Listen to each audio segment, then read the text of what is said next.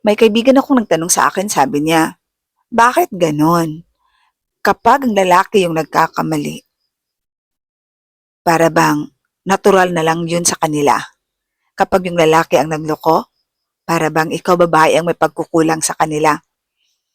Alam mo, nung nagloko siya, pinatawad ko siya. Binigyan ko siya ng maraming pagkakataon.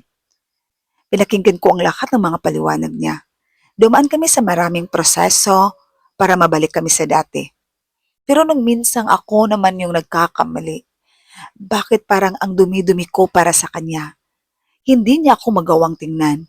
Hindi niya magawang balikan ang relasyong binuo namin. Hindi niya ako magawang patawarin. Sadyang napaka-unfair naman niya para sa akin. Alam mo kasi sa mundong ating ginagalawan, hindi talaga patas pagdating sa kasarian. Kasi kapag lalaki yung nagkakamali, laging sinasabi ng tao, nagkakamali din yan. Bigyan mo siya ng chance, patawarin mo siya. Sayang naman yung sinimulan ninyong relasyon. Pero kapag babae yung nagkakamali, parang biglang dumilim yung langit. Na para bang yung pagkakamaling ginawa mo ay parang mantsang dumidikit sa'yo na hindi na kailanman mabubura. Bakit kapag lalaki yung nagkakamali, natural lang para sa kanila? Kayang ipikit ng mundo ang kanyang mga mata.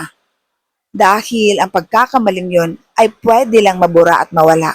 Pero bakit kapag babae yung nakakamali? Bakit ang hirap-hirap magpatawad ng mga lalaki? Bakit ang hirap-hirap magkaroon ng panibagong chance sa mga kalalakian? Hindi ba pwedeng dahil nagpareho kayong nagmamahal, pareho kayong nagkakamali, pareho kayong nasasaktan, hindi ba pwedeng magiging patas ang lahat? Talagang unfair pagdating sa mga kababaihan. Para bang yung pagkakamaling nagawa ng babae ay ito na talaga yung sukatan ng pagiging pagkababae niya. Ito na yung sukatan kung anong klase siyang babae. Sadyang napaka-unfair naman yata pagdating talaga sa pag-ibig, di ba? Bakit tila mabigat ang kasalanan ng kababaihan kumpara sa kasalanan ng mga kalalakian? Di ba?